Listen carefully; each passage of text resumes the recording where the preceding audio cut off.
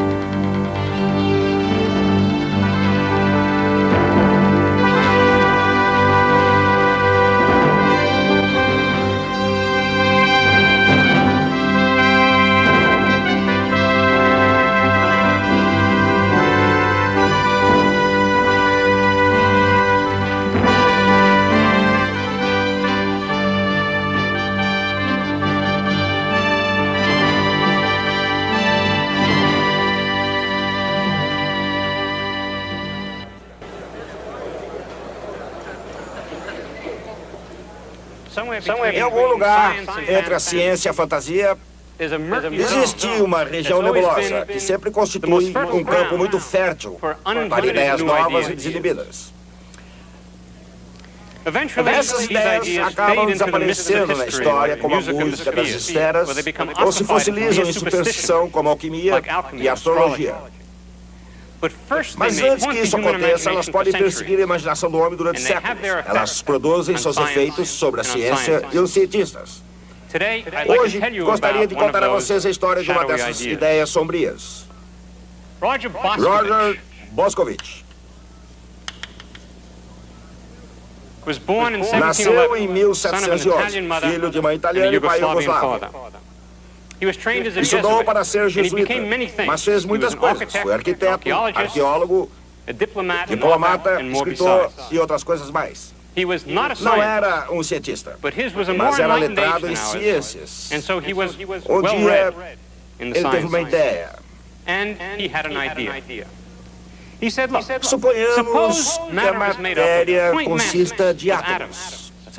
Essa ideia é velha. A novidade é que sabemos hoje, segundo Newton, que quando essas massas estão distantes umas das outras, uma força age entre elas. Ele elaborou um diagrama mais ou menos assim. Aqui é força e aqui é zero. E nesse eixo a distância entre dois átomos. Quando os dois átomos estão distantes um do outro, disse ele, a força entre eles sente atração. Isto é, menor que zero. À medida que se aproximam uma da outra, essa força torna-se maior, já que varia com o inverso quadrado de distância. Mas isso se aplica quando os dois átomos estão muito distantes de si. Poderíamos querer verificar se isso ainda é verdade quando eles estão muito próximos entre si. Suponhamos que quando eles se aproximam muito um do outro, essa força se transforme e se torne não mais atrativa, mas repulsiva. Ela vai acima de zero nesse tipo de diagrama. Ficaria assim. Quando se aproxima ainda mais, a força vai tornar-se novamente atrativa, assim, e talvez novamente repulsiva. Ele diz, se a força tem essa forma, quando os átomos estão a essa distância, não existe força entre eles. Esse é o ponto onde a força é zero. O mesmo nessa posição e nessa outra. Não há força nenhuma entre os átomos. Mas essas posições não são equivalentes entre si. Nessa posição, por exemplo, embora a força aqui seja zero, caso os dois átomos se distanciem um pouco mais um do outro, a força torna-se repulsiva positiva e tenta separá-los. Se os átomos se aproximam um do outro, a força torna-se atrativa, negativa, e tenta uni-los novamente. Embora não exista força nessa posição, a posição não é estável. Por outro lado, suponhamos que estejam nessa posição aqui. Então não haverá força entre eles. Caso se aproximem um do outro, a força entre eles torna-se positiva, repulsiva e tenta afastá-los. Caso se afastem, a força torna-se atrativa, negativa e tenta uni-los. Essa posição é uma posição de equilíbrio estável. A ideia É que os átomos podem estar unidos em teias estáveis de matéria, constituindo o mundo que podemos observar. Essa não é uma ideia científica legítima, pois não faz nenhuma previsão. Não há como testá-la. Mesmo assim, é uma ideia extraordinária. A ideia é que a matéria é constituída de átomos unidos por campos de força em posições de equilíbrio estável. A legítima descoberta científica dos átomos foi feita no século seguinte por John Dalton. A legítima descoberta científica de campos de força foi feita no século seguinte por Michael Faraday. Ambos foram fortemente influenciados por essa ideia estranha e nebulosa de Roger Boscovich. Estabilidade. O estado de um objeto que retorna ao seu ponto de partida depois de perturbado. Como uma bola de gude. Todo átomo de cada objeto sólido no universo mecânico se encontra numa posição de equilíbrio estável. Uma posição não muito diferente da teia de matéria imaginada por Roger Boscovich. Mas enquanto Boscovich concebeu a estabilidade em termos do jogo das forças newtonianas, a ideia influenciou no conceito dinâmico de energia. Talvez ninguém aprecie mais o fluxo de energia do que um bombeiro, especialmente quando o calor se vai. Calor é energia. E energia, em suas muitas formas, é uma das dinâmicas propriedades do universo. Qualquer que seja sua forma e independente de sua finalidade, a energia está em toda parte. E sempre estará, como sempre esteve. Não importa os usos e abusos que se façam dela, a quantidade total de energia no universo jamais diminui.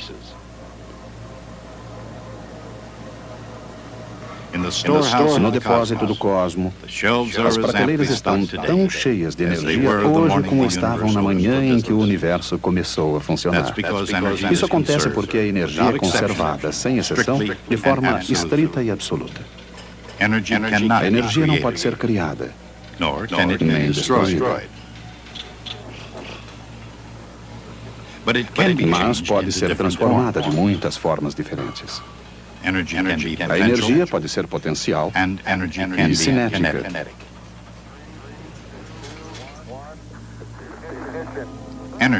A energia pode ser quase celestial e simplesmente infernal. Mas não importa onde ou como, mesmo quando não há calor, a energia flui de uma coisa para outra. Até mesmo de um sanduíche para o aprendiz de bombeiro. A energia flui de muitas maneiras, de muitas formas, e entre muitas coisas.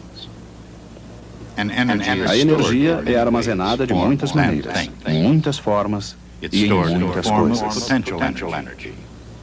É armazenada na forma de energia potencial, por exemplo, armazenada num tanque de gasolina, a qual está carregada de energia potencial esperando para ser convertida. E onde quer que seja armazenada, a energia potencial depende da posição.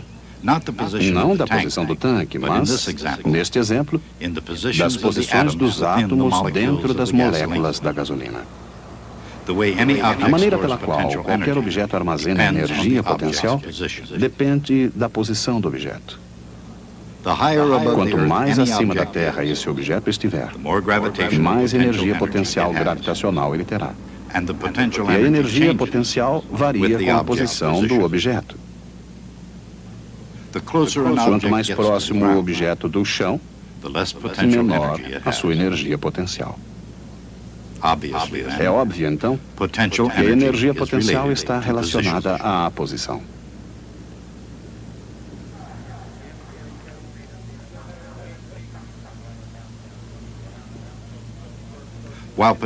Enquanto a energia potencial está relacionada à posição,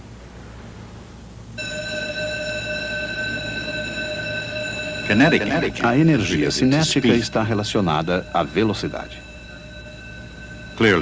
Naturalmente, um corpo que se movimenta com rapidez possui mais energia cinética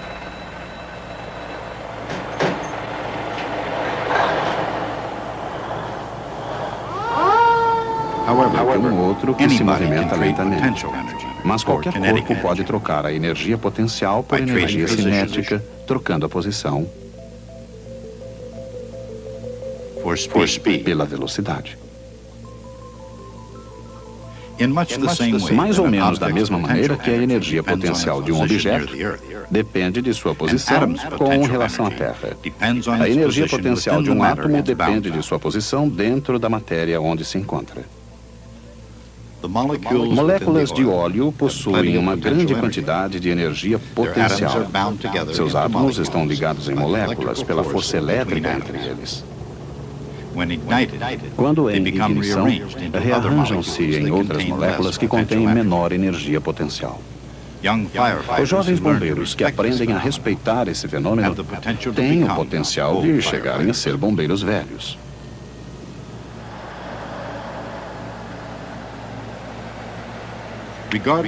Independentemente da idade e das circunstâncias específicas, a responsabilidade essencial de um bombeiro é apagar incêndios. Essa tarefa exige frequentemente o uso de água. Primeiro, obter a água. Depois, levar a água do chão até as chamas. Isso significa, no final, dotar a água de energia potencial. Mais uma vez, podemos observar o onipresente fluxo de energia, até mesmo no fluxo da água. Aqui há um trabalho a ser executado. Esse trabalho, proporcionado pela força da pressão da água, se transforma primeiro na energia cinética da água, deixando o bocal em alta velocidade. Quando a água sobe contra a força da gravidade, alguma energia cinética se transforma em energia potencial.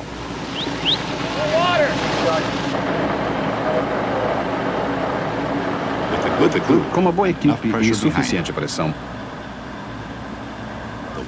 a água pode chegar ao seu destino.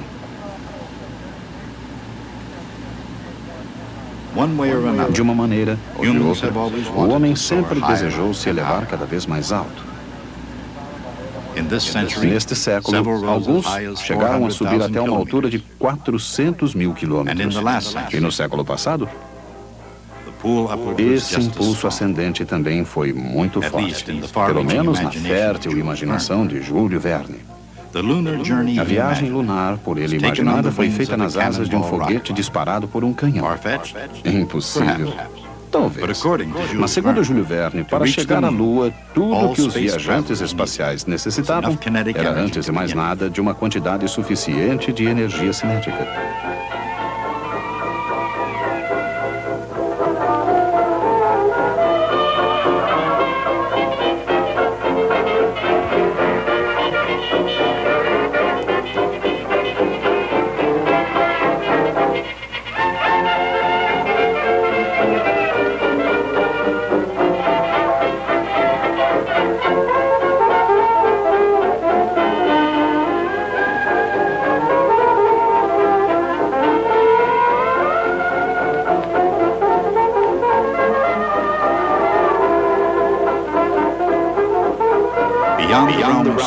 Fora do campo da ficção científica, a gravidade da Lua pode, de fato, ajudar um projétil a concluir sua jornada.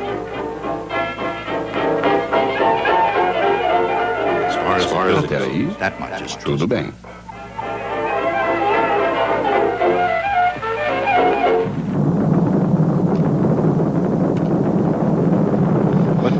Mas será que um veículo seria capaz de deixar a Terra sem um motor próprio? A ideia tem um enorme potencial, mas para chegar até lá será necessário algum trabalho. O trabalho requerido para erguer um objeto da superfície da Terra é representado pela força da gravidade integrada ao longo da distância.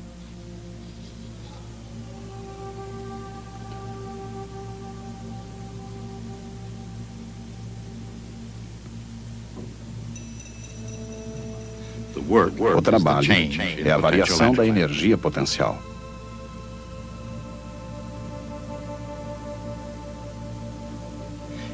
Se o foguete é para ser levado ao infinito, possuirá uma energia potencial zero. Assim, na superfície da Terra, sua energia potencial é negativa. Para escapar da Terra, ele deve receber alguma energia cinética.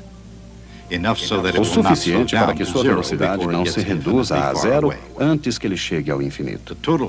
Sua energia total é zero, tanto no infinito quanto na superfície da Terra.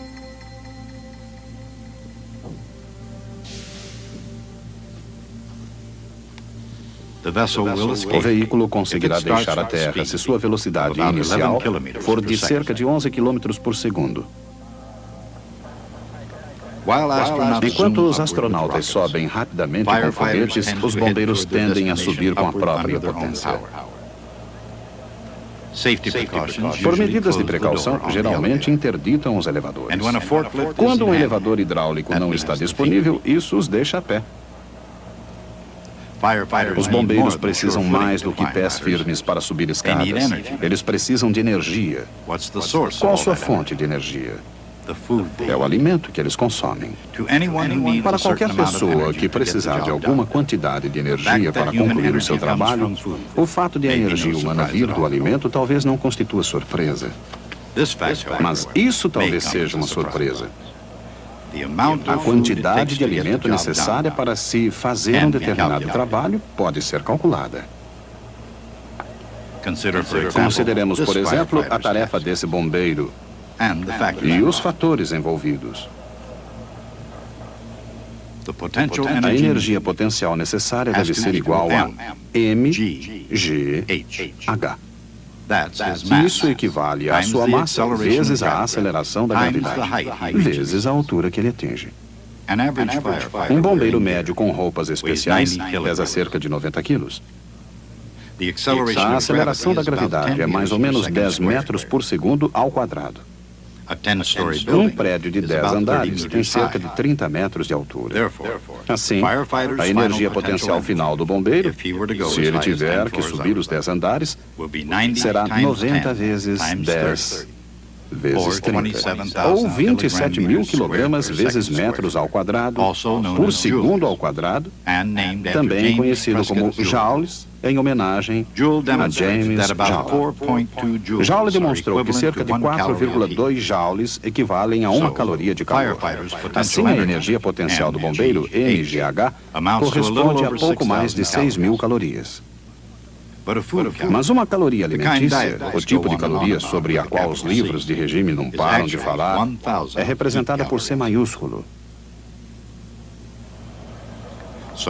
E equivale, na verdade, a 1.000 calorias térmicas. Assim, o resultado líquido do esforço desse bombeiro, se ele tiver que subir até o alto do prédio de 10 andares, seria transformar cerca de 6 calorias alimentícias de suas reservas de energia em energia potencial. Essa é a minúscula fração transferida para a energia potencial do seu corpo 30 metros acima do chão. Para transformar a energia alimentícia em energia mecânica, o corpo humano é uma máquina surpreendentemente ineficiente. Essa máquina utiliza a maior parte dessa energia só para se manter em ação, respirando, digerindo, metabolizando e simplesmente se mantendo viva. Mas às vezes essa minúscula fração pode ser a solução para tudo.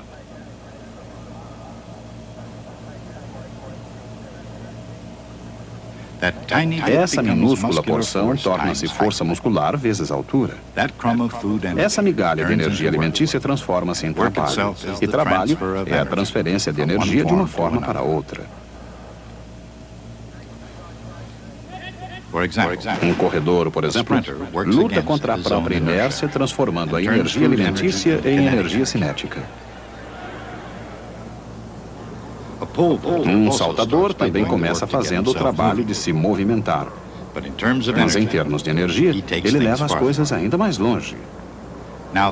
Agora que ele já possui energia cinética, o praticante do salto com vara transforma sua energia cinética em energia potencial, que é armazenada na vara. Essa energia, por sua vez, torna-se a energia potencial do próprio corpo do atleta pairando sobre a barra. A partir desse ponto, sua energia potencial volta a se transformar em energia cinética, finalmente dissipada em calor inútil. Apenas para manter o corpo vivo, o homem transforma constantemente energia alimentícia em outras formas de energia. Mas quando uma atleta exige o máximo do corpo, ela transforma apenas uma fração de sua energia alimentícia na variedade cinética ou potencial. Contudo, independentemente da quantidade usada, corpos em movimento ilustram muito bem a ideia de energia. Não importa a atividade. Impelir o corpo é trabalho. O trabalho é uma força, no caso, uma força muscular aplicada através de uma distância. O trabalho transfere a energia de um sistema para outro. Por exemplo, do interior de uma máquina infinitamente complexa, o corpo humano, para uma forma mais simples e visível, como a energia cinética e potencial de um disco durante o lançamento, ou a energia potencial de alguém subindo uma escada. Naturalmente, subir uma escada requer equilíbrio. Assim como lavar janelas também. No mundo físico, quando todas as forças estão balanceadas, existe equilíbrio. Mas o simples equilíbrio não é uma garantia de segurança. Segurança. Para se evitar acidentes como escorregões, tropeções e outros, é necessário um tipo especial de equilíbrio, o equilíbrio estável.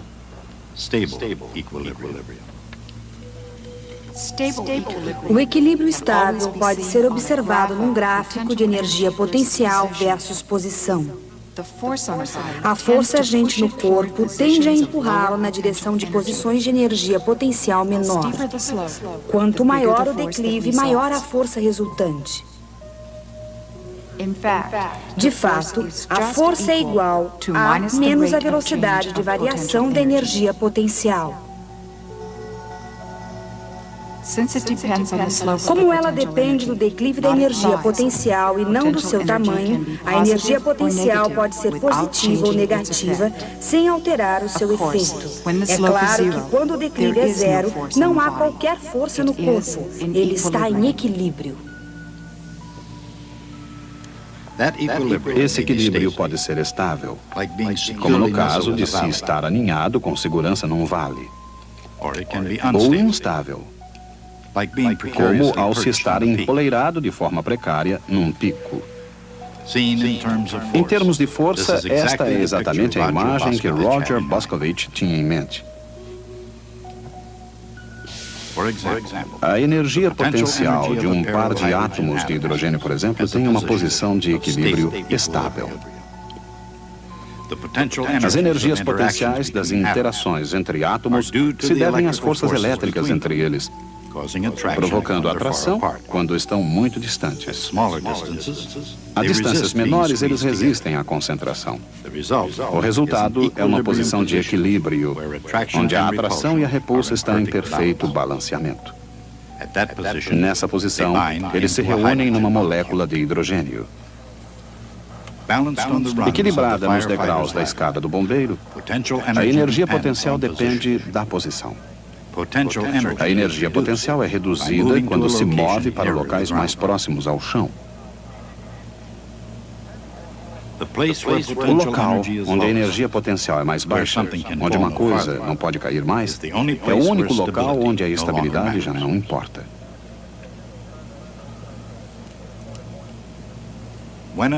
Quando um objeto inicia seu movimento e depois retorna à mesma elevação, a alteração de energia potencial é zero.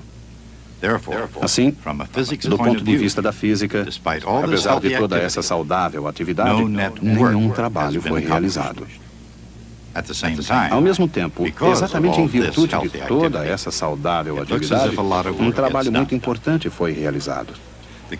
O curioso, quando a questão é analisada de uma perspectiva histórica, é que esses corpos fazem isso voluntariamente. Nos maus tempos, as máquinas eram utilizadas para transmitir e ampliar forças, mas não se pode dizer que os personagens eram voluntários. Ao contrário das máquinas de hoje, que aumentam a resistência do corpo, essas máquinas alongavam o próprio corpo. Muitas vezes, a simples visão dessas máquinas levava o pecador a confessar todos os seus pecados, reais ou imaginários. Essa prática, usada com muita eficiência contra prisioneiros aterrorizados, era conhecida como a apresentação dos instrumentos. Agora chegamos ao ponto crítico em nossa jornada. Aprendemos o que é força, aceleração, energia, trabalho e, na verdade, todas as ferramentas necessárias para resolver os problemas de mecânica. Que tipo de problemas você está preparando para resolver? Aqui está um bom exemplo. Isto é um plano inclinado. No plano, um carrinho de massa dada. Aqui está o carrinho. A massa aplica uma força diretamente para baixo. Está preso ao barbante que corre sobre uma polia descendo em seguida. Aqui outra massa pendurada que exerce uma força para baixo nessa direção. Nesse ponto existe um certo coeficiente de atrito entre o carrinho e o plano.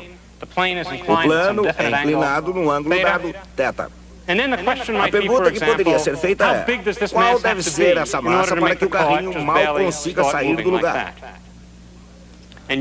Vocês sabem tudo o que é preciso saber para resolver esse problema. Vocês poderiam muito bem perguntar que avanço teria a cultura universal se você conseguisse encontrar uma solução para esse problema. Nenhum, é claro. Mas você teria uma chance de experimentar as ferramentas que aprendeu. E eu poderia descansar um pouco enquanto você resolvesse o problema. Acima de tudo, esse é um problema tradicional. Centenas de gerações de estudantes enfrentaram problemas de planos inclinados e polias. É claro que sabemos que já naquela época os estudantes consideravam a mecânica uma matéria chata. Nossa tarefa é fazer com que sintam prazer em aprender ciência. E chegamos ao ponto onde, tradicionalmente, chateamos os alunos com problemas. O que fazer, então? Os comitês que controlam o nosso trabalho debateram o problema e, finalmente, chegaram a uma conclusão. Fomos autorizados, então, a lhes apresentar os instrumentos. Show you the instruments. I'll see you next time. Verei vocês na próxima vez.